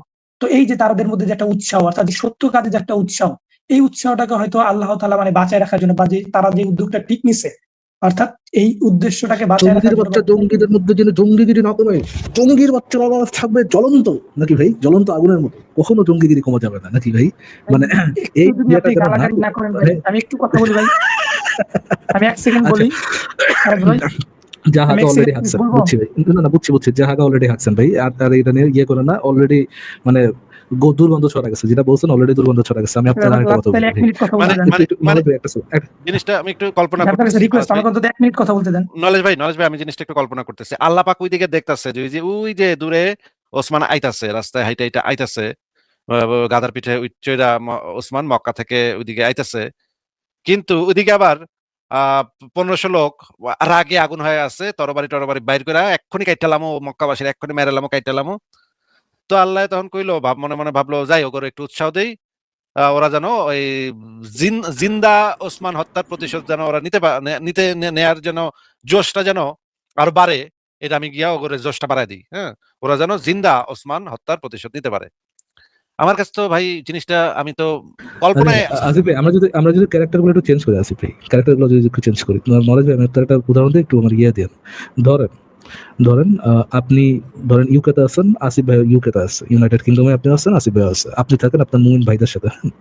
তো আসিফ ভাইয়েরও এখানে একটা ধরেন একটা ফ্যান বেস আসিফ ভাইয়ের গ্রিট করতে আসলো, এবং তাদের মধ্যে একটা রুমার ছড়া গেল যে নলেজ নামের এক জঙ্গির বাচ্চা জঙ্গি, সে আসিফ ভাইয়ের গিয়ে পিছন দিয়ে স্ট্যাপ করছে, ধরেন ছুরি ঢুকাই দিচ্ছে, হ্যাঁ, এরকম একটা কথা ছড়াই গেল। কিন্তু আসলে আসিফ ভাইয়ের পিঠে কেউ ছুরি মারে নাই। এখন ভাই আমি যদি যা বলি, আমি জানি আসিফ ভাইয়ের কিন্তু স্ট্যাপ করে নাই, নলেজ নামের কোনো কেউ আসিফ ভাইয়ের স্ট্যাপ করে নাই। এখন আমি যদি যা বলি, হ ভাই জঙ্গিরা মারছে, আসিফ ভাইয়ের মারছে, চল ল যাই কোবাই যাই, ওদিক দিয়ে বের জাস্ট আসিফ ভাই উৎসাহ বাড়ানোর জন্য, জাস্ট উৎসাহ জাস্ট দেওয়ার উৎসাহ দেওয়ার জন্য আমি কথাটা বললাম। যদি আমি উৎসাহ দেওয়ার জন্য এই কথাটা বলি যে হ্যাঁ জঙ্গিরা তো ধরেন অমুসলিমদের উপর অত্যাচার করেই, মুরতাদের উপরে তারা ইয়ে করেই, তো তাদের উপর তো ক্ষোভ আছে, এই ক্ষোভটা যেন আমাদের শক্ত থাকে, হ্যাঁ শক্তটা যেন দৃঢ় শক্ত থাকে, মানে কি থাকে, ক্ষোভের মধ্যে আগুন সবসময় জ্বলতেই থাকে, হ্যাঁ। তো এই জন্য আমি যে করলাম জঙ্গিরা এটা করছে, তাহলে কি আমি এটা একটা ভালো কাজ করলাম না খারাপ কাজ করলাম নলেজ ভাই? আপনি অবশ্যই খারাপ কাজ করছেন। কিন্তু এখানে আমি যেটা বলতে চাচ্ছি মানে মানে আল্লাহ একটা প্রতারণা করছে। ক্যারেক্টার চেঞ্জ হয়ে গেলে ভাই, আমি কি বলতে চাচ্ছি ক্যারেক্টার চেঞ্জ হয়ে গেলে কনক্লুশন চেঞ্জ, বুঝছেন? না, আমি যেটা বুঝলাম যে আল্লাহ একটা প্রতারণা করছে। আল্লাহ একটা প্রতারণার মাধ্যমে উৎসাহ বৃদ্ধি করে। আল্লাহ পাক আচ্ছা, কেন এটা একটা খারাপ কাজ করছে নলেজ ভাই, আমাকে একটু বিশদভাবে ব্যাখ্যা করুন কেন আমি একটা খারাপ কাজ এখন করছি। ভাই দেখেন, আপনার এখানে উদ্দেশ্য হলো গিয়ে দুইটা। একটা হলো আপনি কি উদ্দেশ্যে যাইতেছেন যে ওসমান রাদিয়াল্লাহু তাআলা আনহুর হত্যার বিচারে যাইতেছেন। এইটা হলো গিয়ে একটা আরেকটা মানে আরেকটা যুক্তি কি যে এটা ভুল ছিল। এখন আল্লাহ তাআলা হয়তোবা যে এটা ভুল ছিল সেটা সে জানতেন। অবশ্যই সে জানতেন। তো এইটা থেকে সে সমর্থন না জানায় অর্থাৎ মুসলিমরা যে ঐক্যবদ্ধ হইলো অর্থাৎ ভাইকে হত্যার যে প্রতিশোধ নিতে চায় আমিও তো জানি আমরা যে নাস্তিকরা যে ঐক্যবদ্ধ হইলো যে আমরা ওইখান থেকে আজকে মুমিন লাত্তায় বিদায় করবো ইউকা থেকে, যদি নাস্তিকরা যে ঐক্যবদ্ধ হইলো, আমিও তো ওই ঐক্যবদ্ধতার জন্য মিথ্যা কথা বললাম, তাহলে আমি খারাপ কাজ কই করলাম? এখন ভাই আপনি এখন আচ্ছা তাহলে আমি একটা প্রশ্ন করি একটু পরে কি হ্যাঁ বলেন, আমি কেন খারাপ কাজ করলাম এটা বলেন, আপনার প্রশ্ন পরে আসতেছে, আমি কেন খারাপ কাজটা করলাম, আমার খারাপ কাজটা কি হইলো? হ্যাঁ, আপনি অবশ্যই খারাপ কাজ আচ্ছা করছেন, আমি এটা একটু বলতে আমরা একটু কেন প্রিয়া কেন সেটা আপুর জিজ্ঞেস করতেছে কেন? না না আসিফ ভাই একটু শেষ করে নি, তারপর যে আমি কেন খারাপ কাজ করলাম বলুন। আপনি খারাপ কাজ করছেন তার কারণ হইলো গিয়া ওই যে মানে কি বলে, হয়তো আপনার উদ্দেশ্য ছিল এরকম কিছু করার বা এইটা আপনার ঘটনাটা আসলে আমার exact উদ্দেশ্য তো বড় একই, আল্লাহর উদ্দেশ্যের না, মতোই যে এই স্পৃহা, এই জিহাদি না, স্পৃহা যেন বদলার স্পৃহা, বদলানোর স্পৃহা যেন এটা থাকে, এটা যেন জ্বলে থাকে, এটা যেন ঠিক থাকে, মজবুত থাকে। না, না, না, বিষয়টা ভাই এরকম কখনোই না। আপনি বললেন আপনারা ভাই কেন আসলে আমারটা কেন ভাই? আপনি তো আল্লাহর এই কথাগুলো আপনারটা কেন না, জাস্টিফাই করলেন যে আপনারটা কেন না, হুম। কারণ আমার কথা বলেন যে যখন হযরত উসমান রাদিয়াল্লাহু তাআলা ফিরে আসলেন, তখন কি মহানবী সাল্লাল্লাহু আলাইহি ওয়াসাল্লাম ফিরে আসার পরে কি যে অ্যাটাক করছেন? আরে ধর ভাই, আমি কি বলছি যে আসিফ ভাই ফিরে আসার পর আমরা এটা করছি? আমি বলছি যে আমি যে মিথ্যা কথাটা বললাম, আমি জেনে বুঝে যে মিথ্যা কথা বললাম আসিফ ভাইকে মারা হয়েছে, এই কাজটা কি ভালো হয়েছে না খারাপ হয়েছে? আপনি বলতেছেন খারাপ হয়েছে, আমি জিজ্ঞেস করতেছি আমার এই মিথ্যা কথাটা বলা কেন খারাপ? তার কারণ ওই যে আপনি মানে কি বলে একটা, কি বলবো এটাকে, মিথ বা ধরেন একটা গুজব শুনে আপনি ডিরেক্ট অ্যাটাকে গেছেন। কিন্তু আল্লাহ তাআলা না তো না আমি জানতেন বুঝে শুনি না তো, আমি তো জেনে বুঝে মিথ্যা কথা বলছি ভাই, কি বলতেছেন? আমি তো জেনে বুঝে মিথ্যা কথা বলছি আল্লাহর মতোই। বলেন আল্লাহ তাহলে কেন? তাআলা তো বলে নাই যে হযরত উসমান রাদিয়াল্লাহু তাআলাকে মেরে ফেলছে, তোমরা যাও। এই কথাটা তো একবার আরে উল্লেখ ভাই করেন। আমিও তো বলি নাই এটা, আমিও তো বলি নাই, আমি জানি যে আপনি তো আসিফ ভাই বলছেন। এই মারা, না, না, আসিফ আপনি ভাইয়ের তো মারা বলছেন হয়নি, ভাই আমি যে জাস্ট স্ট্যাপ করছে। নলেজ ভাই শুনেন, নলেজ ভাই শুনেন, আমিও ধরেন আমিও সেম জিনিসটাই বললাম যে আসিফ, আমি বলিনি যে আসিফ ভাই মারা গেছে, আমি জাস্ট বললাম যে আমিও বায়াত নিলাম, আমিও যাবো তোদের সাথে মারতে। আমি জানি না শুনে জিনিসটা লুকাইলাম, এটা কি ভালো কাজ না খারাপ কাজ? আপনি ভাই জেনে শুনে লুকাইছেন, এই যে এইটাই। আর আল্লাহ হুম তাআলা তো জানতেন, হ্যাঁ, আল্লাহ তাআলা তো জানতেন যে আল্লাহ হযরত তাআলা উসমান কি জানতেন রাদিয়াল্লাহু না? তাআলা মরে নাই। কি করতেছেন? কিন্তু সে আল্লাহ তো তাআলা বলে জানতেন নাই, না? সে তো বলে নাই যে আমরা তোমাদের সাথে যে তাদেরকে মেরে ফেলবো। সে শুধু জাস্ট সম্মতি জানাইছে উৎসাহের জন্য। আল্লাহ তাআলা তো বলে নাই যে তাদেরকে আমি ধ্বংস করে দিব। যেহেতু হযরত উসমান রাদিয়াল্লাহু তাআলাকে মারছে, তো তোমাদের সাথে আমিও আছি। আল্লাহ মহানবী সাল্লাল্লাহু আলাইহি ওয়াসাল্লাম যেহেতু আল্লাহ বলছে তাআলা আল্লাহ তাকে তাআলা আমরা কি ধ্বংস পাঁচা করব। খাওয়ানোর, ভাই আল্লাহ তাআলা কি পাঁচা খাওয়ানোর জন্য বয়াত নিয়েছিল না কিসের জন্য বয়াত নিয়েছিলেন? আচ্ছা ভাই, আমি একটা কথা বলবো ভাই, যে কমেন্ট বক্সে কিসের ভাই জন্য আপনাদের বয়াত নিয়েছিলেন? টপিকে থাকে নলেজ ভাই, টপিকে ভাই থাকেন, কিসের জন্য বয়াত টপিকে নিয়েছিলেন? টপিকে ভাই কিসের জন্য আমি বয়াত একটু বলি, নিয়েছিল? এই জিনিসটা আমার কিসের খারাপ জন্য লাগতেছে, আমি বয়াত বলি। নিয়েছিল? ভাই কিসের জন্য বয়াত নিয়েছিল সেটা ডাইরেক্টলি বলেন, ভাই আপনারা কথা কি বলেন না, কিসের ওয়েট জন্য বয়াত করেন ভাই, নিয়েছিল? জিনিসটা একঘেয়েমি কিসের জন্য একদিকে বয়াত হয়ে গেল না? নিয়েছিল?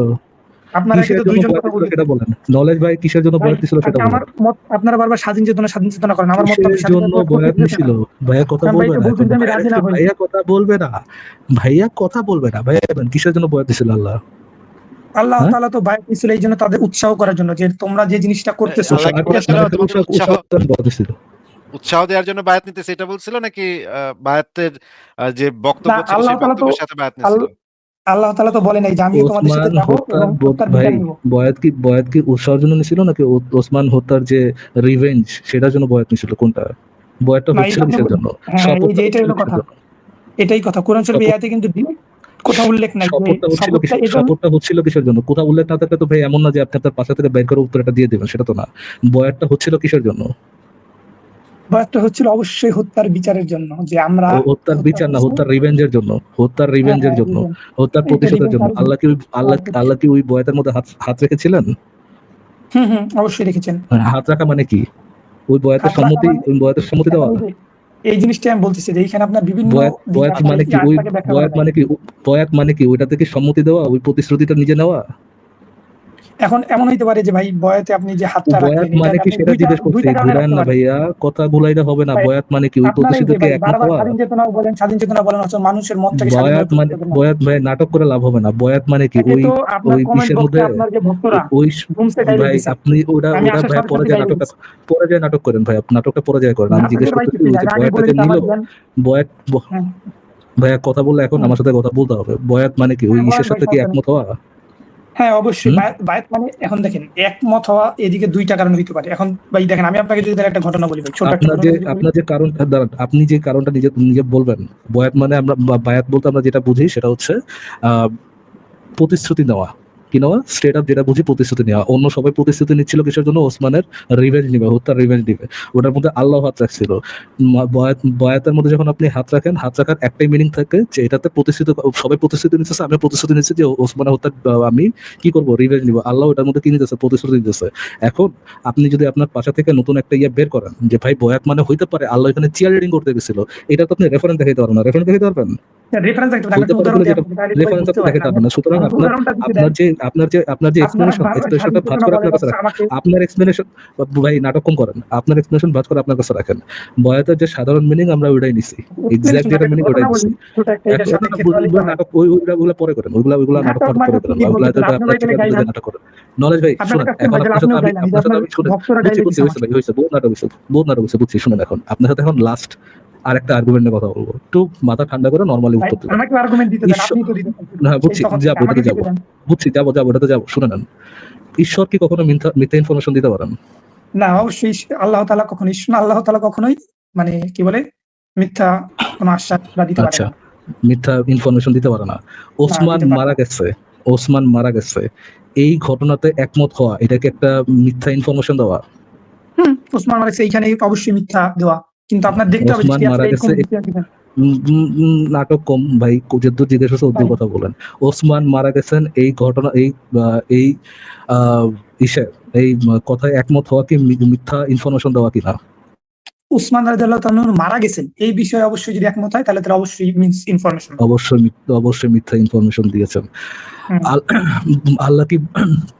আল্লাহ কি যখন বয়াত নিলেন, আমরা যদি আপনার রেফারেন্স ছাড়া এক্সপ্লেনেশন বাদ দেই, আমরা যদি নর্মাল বায়াতের যে এক্সপ্লেনেশন, সেই এক্সপ্লেনেশনে যাই, নর্মাল ইউজুয়াল বায়াতের যে এক্সপ্লেনেশন সেটাতে যাই, সেটাতে কি এই কনক্লুশনে আমরা পৌঁছাইতে পারি যে আল্লাহ একমত হইতেছেন যে ওসমান মারা গেছেন, এটা রিভেঞ্জ নিতে হবে তার? ভাই আমি তো এই জিনিসটা আপনাকে আগেই ক্লিয়ার করছি। আমি আবারও কোশ্চেনটা করতেছি, আবারও করতেছি কোশ্চেনটা, ভালো মতো শুনে রেসপন্স করেন। ওসমান মারা গেছে, আমরা যদি বায়াতের নরমাল ডেফিনেশন নেই, যে বায়াত বলতে কি বোঝায়, ওটা যদি নরমাল ডেফিনেশন নেই, যে কোনো একটা কিছুতে প্রতিশ্রুত, কোন একটা বিষয়ের উপর প্রতিশ্রুতি দেওয়া, এগ্রি করা, প্রতিশ্রুতি দেওয়া যে আমি এই কাজটা করবো, আমি শপথ নেওয়া, কোন একটা বিষয়ের শপথ নেওয়া, যদি এটা হচ্ছে বায়াতের নরমাল ডেফিনেশন। প্রতিশ্রুতি নেওয়ার মাধ্যমে যে ওসমান হত্যার রিভেঞ্জ নিতে হবে, প্রতিশ্রুতি নেওয়ার মাধ্যমে আল্লাহ কি এইটাতে এগ্রি করতেছেন যে ওসমান মারা গেছেন, এই ইসের মধ্যে কি এই ইনফরমেশনটার সাথে কি আল্লাহ এগ্রি করতেছেন? আচ্ছা, আপনাকে এই জিনিসটা আমি আগেই ভাই ক্লিয়ার করতেছি, আপনি তো এই জিনিসটা ক্লিয়ার হইতেছেন না কেন? আমি তো বলতেছি যে আল্লাহ তাআলা কি বলে, আপনি কিভাবে শিওর হলেন যে আল্লাহ তাআলা প্রতিশ্রুতি দিচ্ছেন বা বায়াত গ্রহণ করছেন যে ওসমান রাদিয়াল্লাহু তাআলা আনহুর মৃত্যুকে সে মানে হত্যার বিচার করবে, এইটাতে প্রতিশ্রুতি না দিয়ে তো অন্য আমি কি বায়াতের নরমাল ডেফিনেশন বলছি ভাই? ভাই বায়াতের আপনি যে কথাটা বলছেন, আপনার কি কোনো রেফারেন্স আছে যে আল্লাহ তাআলা এটা মানে নাই? অন্য কিছু বলছেন? কথা বলেন না, মাঝখান থেকে কথা বলেন না। আমি আপনাকে যে এটা বলছি, নরেশ ভাই শুনেন, আমি আপনাকে বায়াতের একটা নরমাল ডেফিনেশন বলছি, যে বায়াত বলতে কি বোঝায় এটা ডেফিনেশন বলছি, প্রচলিত ডেফিনেশন, যে ডেফিনেশন সবাই জানে, আপনি জানেন, আমিও জানি, যে ডেফিনেশন, ওই ডেফিনেশন বলছি, যে কোনো বিষয়ে শপথ নেওয়া। হ্যাঁ অবশ্যই বলেছি যদি আল্লাহ এই বিষয়ে শপথ নেয় যে ওসমান হত্যার রিভেঞ্জ নিতে হবে, এর মাধ্যমে কি আল্লাহ এই ইনফরমেশন দিতেছে যে ওসমান মারা গেছে, এইটার ইনফরমেশন, এই ইনফরমেশনটা দিচ্ছে কিনা? ভাই যে আল্লাহ তাআলা তো এই জন্য বায়াত নাও নিতে পারে। যে আপনি আমার ঘটনাটা শুনেন, আপনি আগে, আমি একটু বলি, আপনি শুনেন। ধরেন ভাই, আপনি আপনি ধরেন বলে যে কথাটা বলবেন, নলেজ ভাই শুনেন, ধরেন বলে আপনি যে ঘটনাটা বলবেন সেটা হচ্ছে আপনার বাসা থেকে বানানো একেবারে নাটক, যেগুলোর কোনো রেফারেন্স আপনার কাছে নাই, একদম নাটক, যেগুলো আপনি যে হাইপোথেটিক্যাল কথা বলবেন। নলেজ ভাই একটু কথা শুনেন আমার। মনে করেন বাংলাদেশে আমাকে বলতে না, কথার মাঝখানে কথা বলেন না, আপনাকে একটু মিউট করি। বাংলাদেশের শাওয়া হাদি নামক এক পোলা রাস্তায় বিভিন্ন ধরনের ফাত্রামি করতেছিল, তখন কে বা কারা তারা মেরে লেছে। এটা সবাই শুনলো যে এরকম শাওয়া হাদি নামক একজনে মেরে লেছে। এখন সবাই প্রতিবাদ মিছিল করতেছে, প্রতিবাদ মিছিল করতে করতে তারা গণভবনের দিকে যাত্রা শুরু করছে। এখন ইউনূস সাহেব সে গণভবন থেকে নাইমা আইসা সেও ওই প্রতিবাদ সমাবেশে অংশ নিচ্ছে, যে হ্যাঁ আমিও আছি, তোমাকে লগে আমিও আছি, শাওয়া হাদি মৃত্যু এটা মেনে নেওয়া যাবে না, এটা তো মেনে নেওয়া যাবে না, এটা কি, এটা তো আমিও তোমাদের প্রতিবাদে, আমিও তোমাদের প্রতিবাদের একজন সোচ্চার কণ্ঠস্বর। একটু পরে দেখা গেল ইউনূসের মানে পকেটের থেকে শাওয়া হাদির মাথা বের করে কয় আমি তো মরি নাই। শাওয়া হাদি বেরিয়ে গেছে। ঘটনাটা ইউনূস ভালো করে জানতো আগে থেকে। এখন ইউনূস ভালো করে জানতো যে শাওয়া হাদি মরে নাই, সে আসলে ইউনূসই লুকায় রাখছিল এটারে কোন এক চিপায়। এখন মানে আচ্ছা তাইলে ইউনূস যদি এটা জানতো তাহলে এতক্ষণ তুই তাহলে মিছিলে এত চিল্লাপাল্লা করলি কেন? এত মানে সবার আগে যে তুই মিছিলের সবার আগে যে খাড়ায়া তুই প্রতিবাদ করলি শাওয়াহাদির মৃত্যুর বিচার-টিচার হইব। এটা তুই তাহলে কইলি কেন? তুই তো জানোস যে এটা ভাই 2টা শাওয়াহাদি কারণ তো হইতে পারে। মরেনি। করার 2টা এখন কারণ হইতে পারে। এখন এখন এখন যদি ইউনূস বলে যে, "না আমি তো জনগণরে একটু উত্তেজিত করণের লেগা একটু যেন হুম, জোশটা বাড়ে। হুম, এইজন্য আমি একটু" তাইলে তো ভাই এটা তো তাইলে ইউনূস একটা বাটপার প্রমাণ হবে। যে তুই হ্যাঁ হালায় ভাই জানোস তুই একটু হ্যাঁ কথাটা শুনে নেন ভাই। কথার মাঝখানে শব্দ করলে কেমনে হবে? ভাই আমি তুই তো হালা জানোস বলতে যে পারতেছি না। আমি তুই হালা শুনতেছি জানোস শুধু। যে শাওয়াহাদি মরে নাই। তুই তো নিজেই এটা লুকায় রাখছস। তুই আবার মানে সবার সাথে প্রতিবাদে অংশ নিছস, শাওয়াহাদি হত্যার বিচার চাই। তুই কি রকমের বাটপার রে? তখন আমরা ইউনূসরে বলব না যে ইউনূস শালা একটা বাটপার ছিল এটা বলব না? অবশ্যই। তাইলে এখানে আল্লাহরে আমরা কেন বাটপার বলব না? তার কারণে এই যে আমি তো আমাকে বলতে দিতেছেন না ভাই। আমি আপনাকে বলি। আর ইউনূস 2টা কারণে আপনার এই প্রতিবাদ মিছিলে অংশগ্রহণ করতে পারে। তার প্রথম কারণটা কি? যে আচ্ছা ধরেন ইউনূস জানতো যে হাদী মারা গেছে। কিন্তু সে ধরেন হত্যা করে নাই। বাট সে জানে যে কোন একটা শত্রু হত্যা করছে। ধরেন সে জানতো এই কারণে। এখন সে 2টা কারণে প্রতিবাদে আসতে পারে। এক হইলো কি? যে সে একটা বাটপারি করার জন্য যে জনগণের সাথে বাটপারি করব আমি, তারা নাচতেছে আমিও নাচি। এইটা হলো একটা কারণ।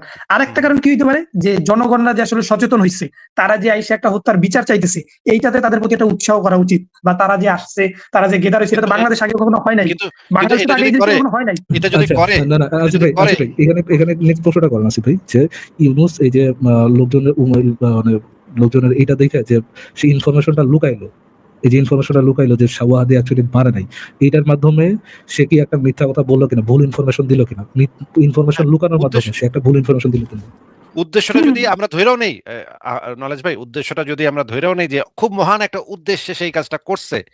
কিন্তু কাজটা তো সে বাটপারিই করছে। কাজটা তো সে ভালো করে নাই। একটা খারাপ কাজের মাধ্যমে এরকমও হইতে পারে অনেক সময় যে আমরা একটা খারাপ কাজের আমাদের উদ্দেশ্যটা ভালো থাকে কিন্তু কামটা খারাপ থাকে। হ্যাঁ? কামটা তো খারাপই থাকে। হুম, কামটা যে হুম, সে করছে সে কামটা তো খারাপই রইলো। কামটা তো ওই উদ্দেশ্যের কারণে কামটা তো ভালো হয়ে গেল না। তাই না ভাই? হুম, হুম, উদ্দেশ্যটা যদি আপনার মহৎ থাকে তাতে তো মনে করেন আপনি জানেন যে আপনার ছেলে আপনি খুব ভালোভাবে জানেন যে আপনার ছেলে রাস্তায় গেলে আ খুন হয়ে যাবে আজকে। আপনি এই কারণে মানে বাসায় আইসাই আপনার ছেলের ঠ্যাং ২ টা ভেঙে দিলেন। হ্যাঁ? উদ্দেশ্যটা আপনার এটা ভালো অবশ্যই কিন্তু কোনো ভালো কাজ না। হ্যাঁ, এটা তো আপনি তো অন্য অন্য উপায়েও তো এই আপনার ছেলেটাকে বাইরে যাওয়াটা ঠেকাতে পারতেন। একটা ভালো কাজের মাধ্যমে আপনি আপনার ছেলেকে বাইরে যাওয়াটা ঠেকাতে পারতেন। আপনি যে ঠ্যাংটা ভাইঙা দিলেন, ২ টা ঠ্যাং ভাইঙা দিলেন, এটা তো একটা খারাপ কাজ। আপনার কাছে তো অন্য স্কোপও ছিল। আপনি যদি নিজেকে একজন পারফেক্ট বিইং বইলা দাবি করেন, আল্লাহ পাক যেটা করে, সে তো ভালো একটা উদ্দেশ্যে এরকমের একটা বাটপারির আশ্রয় নেয়া বা প্রতারণার আশ্রয় নেওয়ার তো দরকার নাই। আল্লাহ পাকের কাছে তো সেরকমের হাজার স্কোপ আছে। পারফেক্ট প্ল্যানার আল্লাহ পাকের কাছে তো এমন না যে তার এই বাটপারিটা করে একটা ভালো উদ্দেশ্য সফল করতে হবে। তার কাছে তো নিশ্চয়ই যেহেতু সে আল্লাহ পাক মনে করেন আমাদের কাছে অনেক সময় উপায় থাকে না। এটা করা ছাড়া উপায় থাকে না। কারণ আমাদের কাছে স্কোপ নাই। অনেক সময় আমাদের অনেক সিদ্ধান্ত নিতে হয় যেটা আমাদের কাছে স্কোপ থাকে না বইলা। আমরা একটা সীমাবদ্ধ প্রাণী দেইখা। কিন্তু আল্লাহর কাছে তো সেই সীমাবদ্ধতাটা নাই। আল্লাহ তো চাইলেই একটা ভালো কাজ কইরা, ভালো এক্সাম্পল সেট কইরা একটা ভালো উদ্দেশ্য ফুলফিল করতে পারত। আল্লাহ পাক কেন এরকমের একটা বাটপারি কইরা আপনার কথা ধইরা নিলাম যে উদ্দেশ্যটা ভালো ছিল। কিন্তু কামটা তো খারাপ ছিল ভাই। কামটা তো সে লুকাইছে। সত্য তো সে লুকাইছে। সে যাই না শুই না মানুষকে উত্তেজিত করছে। সে এই উত্তেজনাটা তো তার সে যেহেতু পারফেক্ট ভাই বেইং এত ইয়ে করার থেকে ভাই মানে একটা জেনে বুঝে সে ভুল ইনফরমেশন ছড়াইতে দিছে কিনা বা ছড়াইছে কিনা, ইচ্ছা করে সে নিজেও ছড়াইছে কিনা, ওটাতে এগ্রি করার মাধ্যমে ইউনূস কি ছড়াইছে বা ওইটা তো ছড়াইছে সে এগ্রি করছে। সে মানে সে এটাতে এগ্রি তাহলে করছে। এখন আমরা তাহলে উনি যে উনি তো একটু আগে বললো যে ঈশ্বর কোনো ভুল ইনফরমেশন দিতে পারে না বা ঈশ্বর কোনো ভুল ইনফরমেশন ছড়াইতে পারে না, এটা তাহলে আল্লাহ ঈশ্বরের কেমনে? তাহলে আল্লাহ তো ঈশ্বর। আমি ফারাজ ভাই এখানে আরেকটা জিনিস আমি দেখাইতে চাচ্ছি। দেখেন আরেকটা আয়াত আছে কোরআনের। সেটা হচ্ছে যে সূরা আনফালের ৪৩ নম্বর আয়াত। দেখেন আমরা আয়াতটা পড়ি একটু। আল বায়ান ফাউন্ডেশন অনুবাদ পড়ি দেখেন। যখন আল্লাহ তোমাকে স্বপ্নের মধ্যে তাদেরকে স্বল্প সংখ্যায় দেখিয়েছিলেন। মানে এই আয়াতের তাফসিরে যে জিনিসটা লেখা আছে যে তাদের সংখ্যা আসলে ছিল বেশি ভাই কিন্তু এই আয়াতটা নিয়ে কথা বললেই ভাই এমনিতেই ভাই অনেক পেঁচায় গেছি। আমি এই যে না, আপনাকে আমি বলছি যে আমার এটার সাথে রিলেটেড তো ভাই। এটার সাথে ও আচ্ছা, রিলেটেড। আচ্ছা, আচ্ছা, হ্যাঁ বলেন। এই যে মক্কাবাসীরা যুদ্ধ করতে আসছে, মুহাম্মদের বাহিনীও যুদ্ধ করতে গেছে। কিন্তু আল্লাহ পাক মুহাম্মদের স্বপ্ন দেখাইছে। স্বপ্নের ভিতরে আল্লাহ পাক দেখাই দিছে যে তাদের সংখ্যা যত ছিল তার থেকে কম কইরা দেখাইছে মুহাম্মদকে। যেন মুহাম্মদের মনোবল বৃদ্ধি পায় বা সাহাবীদের মনোবল যেন বৃদ্ধি পায়। এজন্য আল্লাহ পাক সংখ্যাটা কমায় কমায় মোহাম্মদের দেখাইছে, যেন মোহাম্মদ মনে করে যে ওরা তো আসলে মানে আরে অল্প সংখ্যক আছে। হ্যাঁ, এই যে দেখেন আল্লাহ তাদের উহাদের সংখ্যায় স্বল্পতা দেখাইয়া তোমাদের সাহস বাড়াইয়া তোমাদের রক্ষা করিয়াছেন। এই যে আল্লাহ পাক যে একটা দেখছি। সংখ্যাটা কম দেখাইয়া তাদের সাহস বাড়াইলো, মানে আল্লাহ পাক একটা মিথ্যার আশ্রয় নিয়া, মানে যেই জেনুইন যেই পরিমাণ সৈন্য বিপক্ষের বাহিনীর ভিতরে আছে তাদের সঠিক সংখ্যাটা না দেখাইয়া কম দেখাইছে, কারণ যেন ওদের মনোবল সাহস একটু বৃদ্ধি পায়, ওরা যেন কোপাকুপিটা ঠিকভাবে করে। হ্যাঁ, মারামারি ওরা মনে করে জোশটা বাইরা যায়। হ্যাঁ, কোপানোর জোশটা আচ্ছা বাইরা ভাই, যায় যেন তাদের। তাহলে মহানবী এখন সাল্লাল্লাহু আলাইহি ওয়াসাল্লাম কোপাকুপি করতে যাবে, আর যারা আসতেছে তারা কি করতে আসতেছে? মহানবী তারাও সাল্লাল্লাহু আলাইহি ওয়াসাল্লাম কোপাকুপি কোপাইতে আসতেছে, যাইতেছে, কিন্তু তারা কি তারাও করতে আসতেছে? তারা তো এই দুই কুত্তার তাই কামড় রে, কামড়, এটা তো দুই কুত্তার এখন ভাই কামড়। কোপাকুপি কেন ভাই? দুই কুত্তা আপনি তো কি বলে, এক খারাপ ব্যক্তির সাথে বীরের লড়াইও বলতে পারেন, না না, এরকম কি হয় না? এখানে এখানে এই যে বদরযুদ্ধ, হ্যাঁ ভাই, আমি তো এটা কাফেরও বীর বলতে পারি, তাই না? এখানে এটা হয় না, কারণ মোহাম্মদ তাদের বাণিজ্য কাফেলাগুলাতে লাগাতার আক্রমণ করতে করতে করতে করতে সেই মানে এই যে মক্কাবাসীকে বাধ্য করছে এই যুদ্ধ করতে। মক্কাবাসী প্রথমে যুদ্ধ করতে চায়নি। আপনি যদি সেটা রেফারেন্স চান, একটু পরে আমরা সেটা রেফারেন্সে আচ্ছা ভাই, চলে যাব, কোনো সমস্যা নেই মহানবী ভাই। তো একটু কথাটা শুনে নেন, কথাটা শুনে নেন। হ্যাঁ আমি হ্যাঁ, আপনাকে তো বললাম যে মক্কাবাসীর আর কোনো উপায় ছিল না যুদ্ধে আসা ছাড়া, কারণ মোহাম্মদ এমন অবস্থা করছিল তাদের বাণিজ্য কাফেলাগুলাতে লাগাতার আক্রমণ করে করে তাদের বাণিজ্যের মালামাল লুটপাট শুরু করছিল মোহাম্মদ। এবং এই ঘটনা পুরাটাই কেউ কুরাইশরা শুরু করে নাই, মোহাম্মদ শুরু করছিল কাফেরদের বাপদাদার ধর্মকে নিয়ে নোংরা গালিগালাজ করে মোহাম্মদ এই উত্তেজনার সূচনা করছিল। সেটাও আমি একটু পরে আপনাকে দেখাচ্ছি, আপনি সে টেনশন গালিগালাজ নিয়েন না। করছে, হ্যাঁ, এরকম গালিগালাজ যদি করছে, একটু দেখাইতেন যে অবশ্যই একটা দেখাবো, গালি দিছে। অবশ্যই দেখাবো। আপনি একটু আগে হ্যাঁ এটা হ্যাঁ, দেখে নেন, এটা একটু দেখে নেন। আচ্ছা, হুম। সে কেন আচ্ছা ভাই, এইটা মানে নিয়ে কি আমি একটু কথা বলবো ভাই, শুধুমাত্র যে সেই না, স্বল্পতা সংখ্যায় দেখাইছে। শুধুমাত্র সে না, শুধুমাত্র সে না, আবু বকরও কাফেরদেরকে গালি দেয়া বলতো, তোরা লাত দেবীর লজ্জাস্থান চেটে খা, লাত দেবীর লজ্জাস্থান চেটে খা, মানে লাত দেবীর যে ভ্যাজাইনা, সেই ভ্যাজাইনাটা চাটতে বলতো কাফেরদেরকে, পৌত্তলিকদেরকে। ওই সময় যারা পৌত্তলিকরা ওই অঞ্চলে ছিল তাদেরকে গালি দেয়া বলতো তোরা। যেমন আপনাকে যদি আমি বলি যে সেখানে আল্লাহ একটু বলি, পাকের, আমি একটু বলি। একটু কথাটা শুনে নেন, কথাটা শুনে নেন। হ্যাঁ আপনাকে বলি। যদি আমি বলি আল্লাহর পু আমাকে তো ট, বলার সুযোগ দিচ্ছেন না ভাই। আপনাকে যদি আমি বলি আল্লাহর পু ট কি চাট গিয়া যা, এইটা যেরকম আপনার কাছে শোনাবে, ঠিক একইভাবে মক্কার যে কুরাইশরা ছিল তাদেরকে আবু বকর এই গালি দিত, তোরা লাত দেবীর লজ্জাস্থান চেটে খা, এই গালি দিত আবু বকর। সেটাও আপনাকে আমি দেখাবো, মোহাম্মদও গালি দিত, আবু বকরও গালি দিত। সেটা আপনাকে একটু পরে দেখাবো, দুইটাই দেখাবো। আগে আমরা এই জিনিসটা একটু শেষ করি, যে এখানে যে জিনিসটা বলা হচ্ছে যে তাদের স্বল্পতা, সংখ্যা, হ্যাঁ তাদের সংখ্যাটা স্বল্প করে দেখাইলো আল্লাহ পাক। আচ্ছা, আল্লাহ মনে করেন তাদের সংখ্যা আছে 500, আল্লাহ দেখাইলো 100। এই জিনিসটা কি একটা মানে এই জিনিসটা কি একটা প্রতারণা নাকি এটা একটা সত্য কথা বলেন তো? অবশ্যই। এখন আমি কি এখানে একটু বলি, আমাকে একটু বলতে দেন এটা সম্পর্কে আমি বলবো। অবশ্যইটা কি?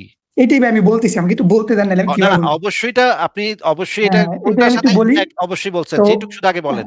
কোনটার সাথে অবশ্যই এটা, বলছেন? প্রতারণা? আমি কথা শুনে নেন ভাই। আমি আপনাকে ২ টা হ্যাঁ, অপশন দিচ্ছি। আপনি যে অবশ্যইটা বললেন, কোনটার সাথে অবশ্যই বললেন? এখন এই যে আপনি যে দৃষ্টিকোণ থেকে বলতেছেন ওইটা থেকে আমি অবশ্যই বা একমত, কিন্তু আমার এখানে একটা দৃষ্টিকোণ আছে, এটা আপনি একটু শুনেন। আপনার দৃষ্টিকোণ থেকে এটা অবশ্যই এটা প্রতারণা, প্রতারণা। আচ্ছা ঠিক আছে, এবার বলেন। তাই না? আমার দৃষ্টিকোণটা শুনেন। হ্যাঁ, আচ্ছা বলেন। ভাই, আমি একটু আমার এক ভর্তি পরীক্ষার একটা কাহিনী আর কি বলি।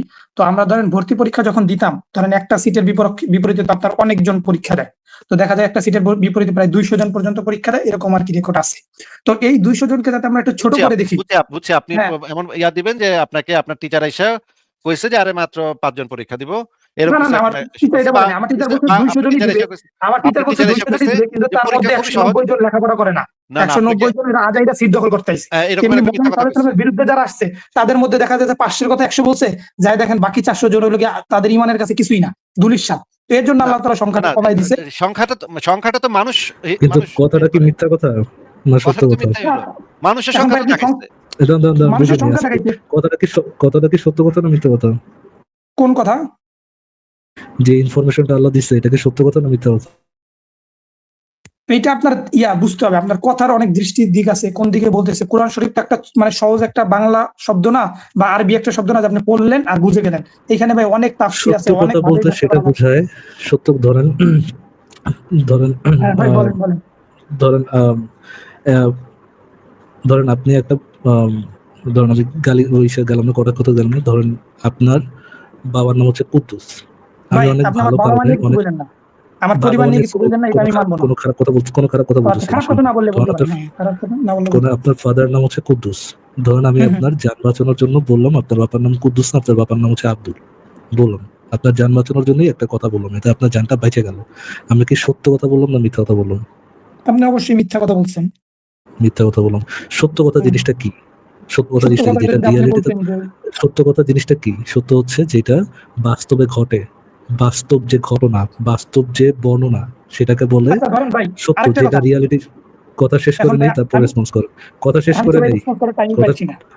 আপনার টাইম না কমেন্টে আপনার থাকলে ভক্তগণ চলে না ভাই। গাইলেন চুপ করে ভাই। চুপ করে কথাটা শুনুন, তারপর রেসপন্স করেন। সত্য বলতে সেটাকে বোঝায় যেটা রিয়ালিটির সাথে ম্যাচ করে বা বাস্তবতার সাথে ম্যাচ করে। যেটা অবশ্যই। রিয়ালিটির সাথে ম্যাচ করে না, যেটা বাস্তবতার সাথে ম্যাচ করে না, সেটা হচ্ছে মিথ্যা কথা। এটা এই সংজ্ঞার সাথে কি আপনি একমত না দ্বিমত? একমত, ফুল একমত, একদম 100% একমত, একুরেট। ফুল 100% ওকে। হ্যাঁ 100% বাস্তবে এখানে মানুষের সংখ্যা ছিল কত? বাস্তবে এখানে ছিল 500 জন, মানে আমি সংখ্যা জানি না, যে আসিফ ভাই সম্ভবত উদাহরণ দিল আল্লাহ 500 জন ছিল, একটা জন বলছে। কতজন বলছেন? স্বল্প আল্লাহ সংখ্যা কতজন বলছি, এখানে বলছেন? সংখ্যার উল্লেখ স্বল্প করেনি, সংখ্যা স্বল্প বলছেন। সংখ্যা বলছে। এটা কি হ্যাঁ। বাস্তবতাকে রিফ্লেক্ট করে? আপনি যদি কি বলে পদার্থ বিজ্ঞানের ভাষায় যে ফিজিক্যাল যে যেটা আছে সেটাকে আপনার বাস্তবতায় মানে রিফ্লেক্ট করে। আর যদি আপনি ফিজিক্যাল বাদ দিয়ে আপনি যে একটা আত্মিক কথা আছে বা ফিলোসফারদের যে কথা আছে সেইটার উপর ভিত্তি করলে আপনার এটা বাস্তব কথা হইতেও পারে। বাস্তবতা হইতেও পারে। আচ্ছা, যদি ফিজিক্যালি বলেন তাহলে এটা ভুল কথা। উনি কি ফিলোসফারের ইয়ের কথা, আল্লাহ কি ফিলোসফার কোন মানে ওকে ফিলোসফিক সৈন্যের কথা বলেছিল? কোন একটা মেটাফরিক সৈন্যের কথা বলেছিল? মানে আল্লাহ এখানে কিসের কথা বলতেছিল? মেটাফরিক সৈন্যের কথা? হ্যাঁ এই যেটা বলি এখন ভাই, ধরেন ওই যে ধরেন ওইখানে 500 জন আল্লাহ সৈন্য ছিল, মেটাফরিক আমি সৈন্য। আপনাকে বুঝাই। আচ্ছা, আচ্ছা আল্লাহ যে মেটাফরিক সৈন্যের ভাই কথা আমাকে বলতে পারে, বলতে এটা দেন কি ভাই, এটা আপনারা সত্য? আমাকে বলতে চুপ দিবেন না। করে এক ভাই একটু বুঝছি, কমেন্ট, আপনি বলার আগে আমি বুঝি যে আপনি কি বলতে পারেন ভাই। শুনেন, আপনারা মুমিনরা কি বলতে পারেন বলার আগে বুঝি, এই জন্যই তো আমি দিচ্ছি। আল্লাহ যে আপনার কোনো কথা বুঝবেন মেটাফরিক না। কথা বলছে, আল্লাহ যে মানে মেটাফরিক কথা বাদে অন্য মানে বাস্তবে কত সংখ্যা ছিল ওটা বাদে অন্য কিছু যে বলছে, এটা সম্পর্কে কি আপনার কাছে কোনো রেফারেন্স আছে? এইটাই তো আমি দিতে চাইতেছি, কিন্তু আপনি তো আমার কথা শুনতেছেন না। না না না নলেজ ভাই একটু আচ্ছা, আমি কথা এই শুনতেছি না কেন? ফারাজ ভাইয়ের প্রশ্নটা আচ্ছা। আপনি উত্তর দিয়ে নেই। এই ভাই প্রশ্নটা একে তো ইম্পর্টেন্ট আপনারা একটা কোশ্চেন। দুইজন, দ্বিতীয়ত আপনারা দুইজন বলতেছেন, নলেজ আমি ভাই এক। নলেজ ভাই হ্যাঁ মোহাম্মদ এই যে আল্লাহ যে স্বপ্নটা দেখাইছিল, মোহাম্মদ কি বুঝছিল স্বপ্নটা দেখা? এইটাও আপনার বলতে হবে, কারণ মোহাম্মদ মোহাম্মদ সাল্লাল্লাহু আলাইহি ওয়াসাল্লাম বুঝছেন যে হয়তোবা সৈন্য অনেক আসতেছে, কিন্তু তাদের মধ্যে থেকে যুদ্ধ না না করার মতো সৈন্য খুবই কম। মোহাম্মদের সৈন্য সংখ্যা কম দেখাইছিল স্বপ্নে। মোহাম্মদ কি এইটা বুঝছিল যে সৈন্য আসলে বেশি, কিন্তু ওই সৈন্যগুলোর ইমান কম থাকবো, এই জন্য আমরা ওগুলো হারা দিতে পারবো? মোহাম্মদ হ্যাঁ কি কিছুটা এটা এরকম বলতে বুঝছিল? পারেন যে এদের কথাটা যেহেতু কাফিরি মন। প্রশ্নটা শুনেন আগে, প্রশ্নটা শুনেন। হ্যাঁ বলেন বলেন। মোহাম্মদ কি এটা বুঝছিল যে ওরা সৈন্য সংখ্যক বেশি আইবো, কিন্তু ওর ইমান কম থাকবো দেখা আমরা পাইরে যাবো, এটা বুঝছিল? নাকি মোহাম্মদ নিজে বুঝছিল যে আসলে আল্লাহ যে সংখ্যক সৈন্য দেখাইছে সেই সংখ্যক সৈন্য আসবো? মোহাম্মদ এটা কোনটা বুঝছিল এই দুটোর মধ্যে? এখন অবশ্যই এই যে কি বলে মোহাম্মদ সাল্লাল্লাহু আলাইহি ওয়াসাল্লাম বুঝছিল যে যতজন আল্লাহ তাআলা সৈন্য দুজন দেখাইছে ততজনই আসবে। আচ্ছা, এখন তাহলে মোহাম্মদ যুদ্ধের ভুল ময়দানে বুঝছে। মোহাম্মদও ভুল বুঝছে। আল্লাহ পাক তো এটা জানতো যে মোহাম্মদ এই স্বপ্নটা দেখলে মোহাম্মদ ভাববো যে একটা ভুল জিনিস ভাববো, যে সংখ্যাটা কম না না ভাববো। না, আল্লাহ তো এটা জানার কথা, তাই না?